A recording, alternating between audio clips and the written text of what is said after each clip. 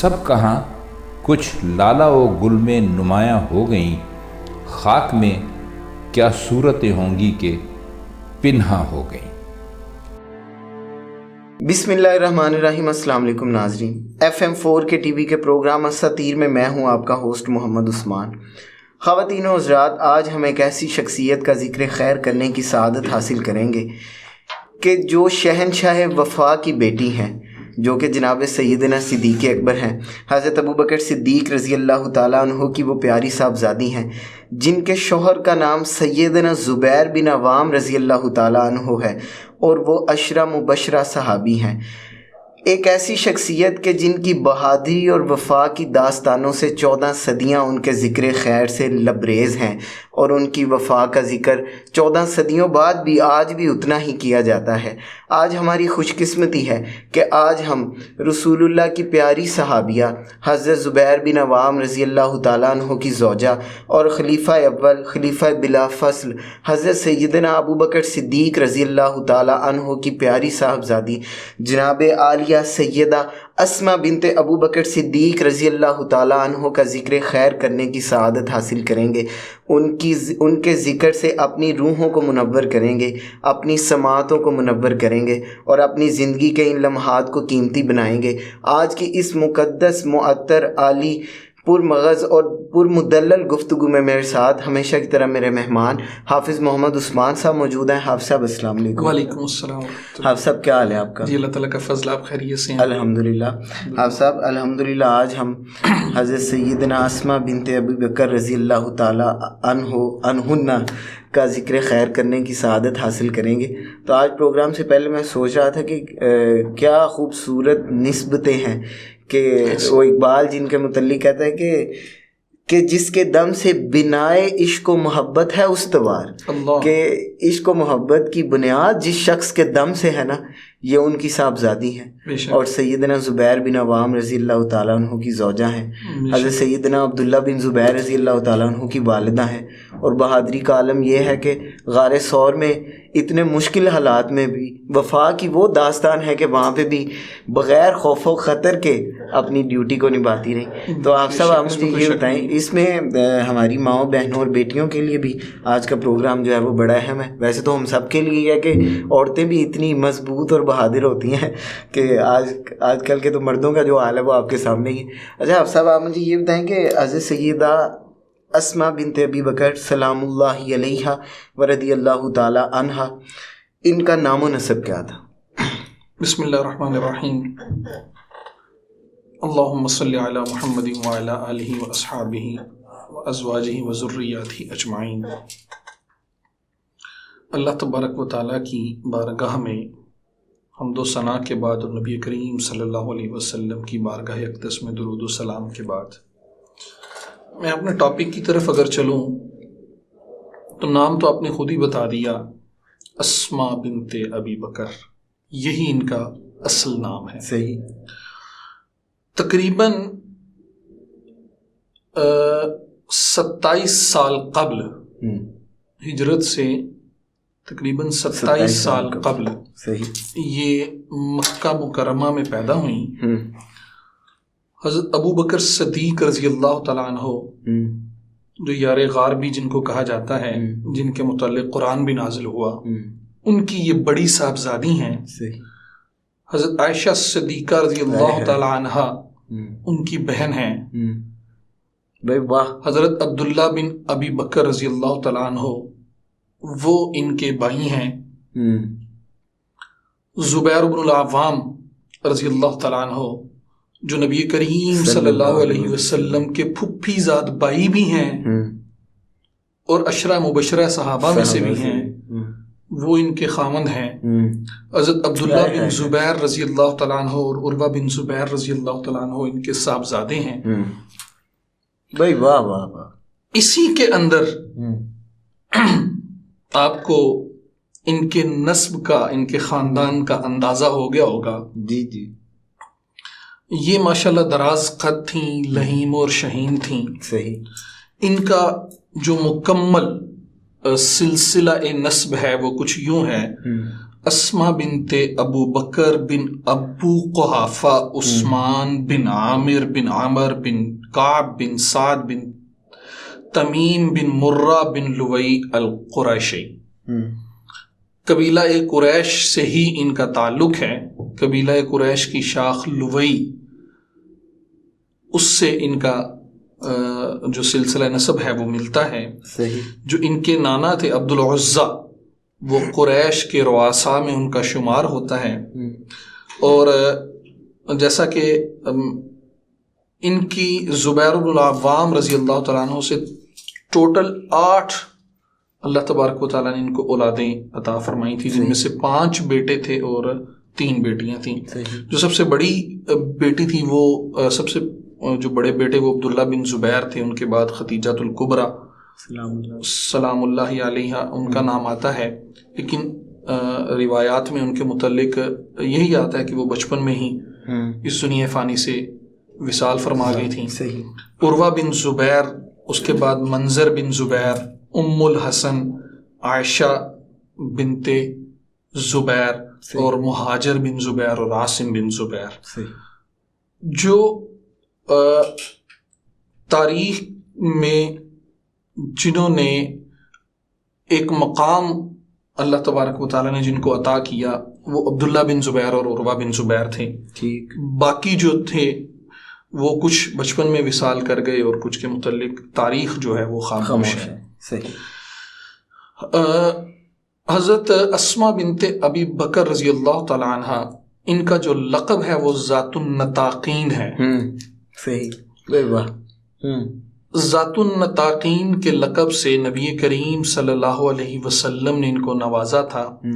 اور اس کا پس منظر کچھ یوں ہے کہ جب نبی کریم صلی اللہ علیہ وسلم نے ہجرت کا قصد کیا اور اپنے یار کے ساتھ، یار غار کے ساتھ غار سور میں پناہ لی، اس وقت جو خاتون نبی کریم صلی اللہ علیہ وسلم اور حضرت ابوبکر صدیق رضی اللہ تعالیٰ عنہ کو کھانا پہنچاتی تھی وہ اسما بنت ابی بکر تھی.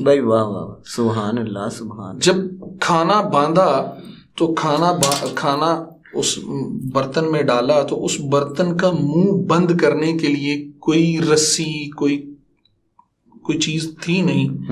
تو جو کمر بند ہے اس کو نطاق کہتے ہیں عربی میں. تو ان کا جو کمر بند تھا اس کو اتارا اور اس کو 2 حصوں میں تقسیم کیا، 2 ٹکڑے کیے. ایک کے ساتھ جو سالن تھا یا جو ہانڈی تھی اس کا منہ باندھا اور دوسرے کے ساتھ جو مشکیزہ تھا جس میں پانی بھرتے تھے اس کا منہ باندھا. جب نبی کریم صلی اللہ علیہ وسلم کی بارگاہ اقدس میں وہ کھانا لے کے حاضر ہوئیں تو نبی کریم صلی اللہ علیہ وسلم نے دیکھا کہ سیدہ اسما بنت ابی بکر نے اپنے قمر بند کے ساتھ، اپنے نطاق کے ساتھ اس کو 2 ٹکڑوں میں کر کے ایک کے ساتھ کھانا باندھا ہوا ہے اور ایک کے ساتھ مشکیزہ باندھا ہوا ہے. تو نبی کریم صلی اللہ علیہ وسلم کو ان کی محبت کا یہ انداز اس قدر پسند آیا کہ نبی کریم صلی اللہ علیہ وسلم نے ان کو ذات النطاقین کے لقب سے نوازا. سبحان اللہ سبحان اللہ. اچھا آپ صاحب، آپ مجھے بتائیں کہ سیدہ اسما بنت ابی بکر جن کی پرورش ہی ایک ایسے گھر میں ہوئی ہو کہ جہاں پہ جس گھر پہ وفا کو ناز ہے، جن شخصیات پہ وفا کو ناز ہے، ان کے فضل و کمال تو بے شک وہ اعلیٰ درجے پہ ہوں گی. تو جیسے ہم پچھلے پروگرام میں آپ بتا رہے تھے کہ ہمارا مقصد صرف یہ ہوتا ہے کہ وہ جن چیزوں میں کچھ ممتازیت جو حاصل ہے. تو آپ مجھے بتائیں کہ سیدہ اسما بنت ابی بکر رضی اللہ تعالیٰ عنہن ان کے فضل و کمال کے حوالے سے کچھ السابقون الاولون میں سے. اچھا بھائی، واہ واہ واہ. 18ویں نمبر پہ اسلام قبول کرنے والی صحابیاں ہیں. یہ بڑی نالج والی بات ہے، یہ میں نے بھی آج پہلی دفعہ سنی. 18ویں نمبر پہ اسلام قبول کرنے والی صحابیاں ہیں. ٹھیک. اور ان کا ایک اعزاز یہ بھی ہے جس پہ یہ خود فخر کرتی ہیں کہ جو میرا بیٹا ہے عبداللہ بن زبیر، اس کے منہ میں جو پہلی غذا گئی، اس کے پیٹ میں جو پہلی غذا گئی وہ لعاب دہن تھا. اور وہ لعاب دہن بھی کس کا؟ لعاب دہن کہا ہی سرکار کے لعاب کو جاتا ہے. جی جی جی. اصل میں معاملہ کچھ یوں ہے عثمان بھائی کہ جب نبی کریم صلی اللہ علیہ وسلم ہجرت کر کے مدینہ میں آ گئے تو کچھ عرصہ تک مدینہ منورہ میں جتنے بھی مہاجرین تھے کسی کے ہاں اولاد پیدا نہ ہوئی. صحیح. تو اس بات پہ جو یہود تھے نصارہ تھے وہ دعویٰ کرنے لگے کہ ہم نے جادو کیا ہے, اس جادو کی وجہ سے مہاجرین کے ہاں اولاد پیدا نہیں ہو رہی, یہ ہوگی بھی نہیں. اس دور میں مدینہ منورہ میں جو پہلا بچہ پیدا ہوا وہ سیدہ اسماء بنت ابی بکر کے ہاں پیدا ہوا.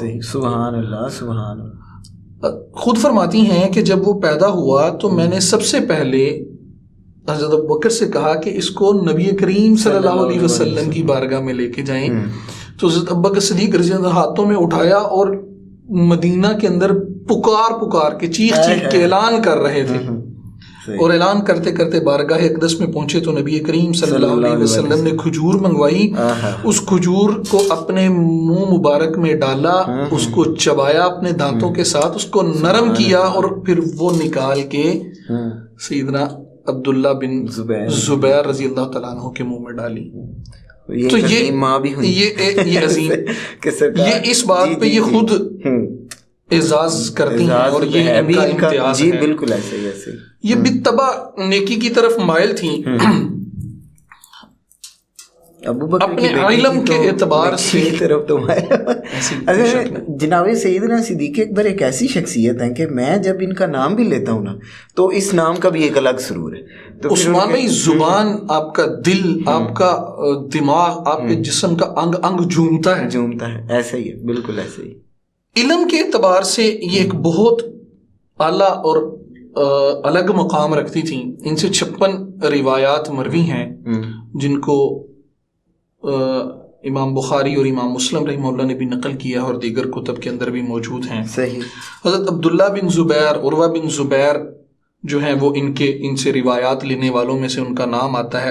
عباد بن عبداللہ اور عبداللہ بن عروہ یعنی جو ان کے پوتے ہیں انہوں نے بھی ان سے روایات لی ہیں. اسی طرح فاطمہ بنت منظر نے, عبادہ بن حمزہ نے, عبداللہ بن کیسان جو ان کے غلام تھے انہوں نے, حضرت ابن عباس رضی اللہ تعالیٰ عنہ جیسی شخصیات, صفیہ بنت شیبہ جیسی شخصیات جو ہیں وہ ان کے شاگردوں میں شامل ہیں, وہ ان سے روایات لیتی رہی ہیں. اچھا اب صاحب آپ مجھے یہ بتائیں کہ سیدہ اسماء بنت ابی بکر کا ذکر خیر جاری ہے تو ان کے اخلاق و عادات, اخلاق میں تو جس کی تربیت ابو بکر نے کی ہو تو وہ تو زہد و تقویٰ یہ ان کا شعار تھا. جیسے میں نے پہلے کہا بالطبع نیکی کی طرف مائل تھیں. ابو بکر کی بیٹی ہے تو یقیناً نیکی کی طرف مائل ہوگی. حق گوئی جو تھا وہ ان کا شعار تھا. حجاج بن یوسف جیسے ظالم حکمران کے سامنے حق گوئی سے دریغ نہیں کرتی تھی. اپنے پاس خنجر رکھتی تھی, اتنی بہادر تھی. وہ اصل میں جب وہ فتنہ پھیلا نا,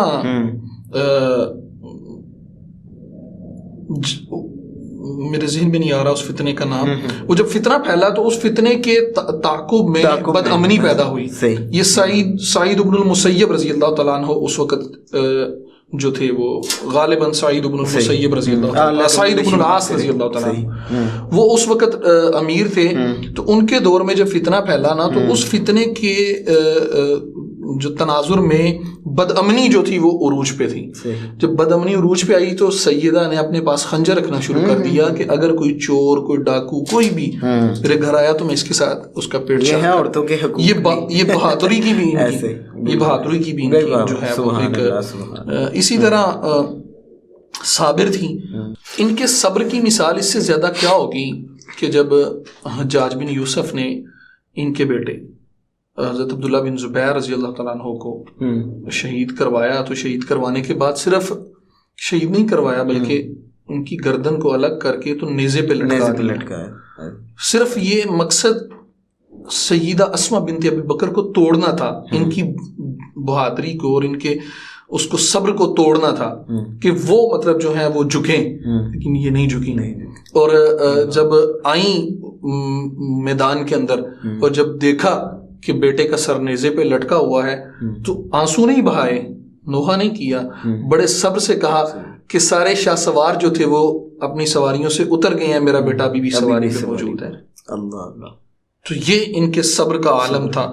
محنت اتنی تھی کہ جب ابتدا میں حضرت عبداللہ بن زبیر سے ان کا نکاح ہوا، تو نکاح کے بعد فاقے تھے، تو اس وقت یہ گھر کے کام کاج خود ہی کرتی، پھر ان کے گھوڑوں کی دیکھ بھال کرتی، ان کے گھوڑوں کے لیے کھجور کی گٹلیاں چننے باغوں میں چلی جاتی، پھر مطلب ان کو چنتی، پھر اپنے سر پہ اٹھاتی، یہاں تک کہ ایک دفعہ نبی کریم صلی اللہ علیہ وسلم نے دیکھا تو آپ صلی اللہ علیہ وسلم اونٹ پہ تھے، تو آپ صلی اللہ علیہ وسلم اتر گئے اور اتر کے اپنے اونٹ کو بٹھا دیے اس غرض سے کہ اسما جو ہے وہ اونٹ پہ سوار ہو جائیں، تو یہ نہیں سوار ہوئیں اور ایسے ہی آ گئیں. تو جب آ کے حضرت زبیر بن العوام سے ذکر کیا یہ سارا ماجرا اور کہا کہ میری غیرت نے گوارا نہیں کیا کہ رسول اللہ صلی اللہ علیہ وسلم وہ سواری سے اتریں اور میں خود اس سواری پہ سوار ہوں، تو میری غیرت نے گوارا نہیں کیا. تو زبیر بن العوام نے مزاح میں بیوی تھی نا، مزاح میں کہا یہ تمہاری غیرت نے گوارا کیا کہ ٹوکرا سر پہ اٹھایا ہوا ہے. صحیح. مطلب اس طرح گھر کے کاموں میں مطلب حضرت زبیر بن العوام رضی اللہ تعالیٰ کا ہاتھ بٹاتی تھیں. ان کے ساتھ جو تھی وہ صرف گھر کے کاموں کے علاوہ جو باہر کے جو کام تھے جو کہ صرف حضرت زبیر بن العوام کی ذمہ داری تھی، یہ ان میں بھی ان کے ساتھ برابر شریک ہوتی ہیں، ان کے ساتھ ان کا ہاتھ بٹاتی تھیں. انتہائی فیاض تھیں. جب اچھا یہ نا غربت کی وجہ سے نا مطلب بڑا پھونک کے نوک جھوک کر کے خرچ کرتی. آپ صلی اللہ علیہ وسلم نے جب دیکھا تو آپ صلی اللہ علیہ وسلم نے منع فرمایا، کہا کہ ناپ تول کے خرچ نہ کیا کرو، اس سے تمہارے رزق میں کمی آتی.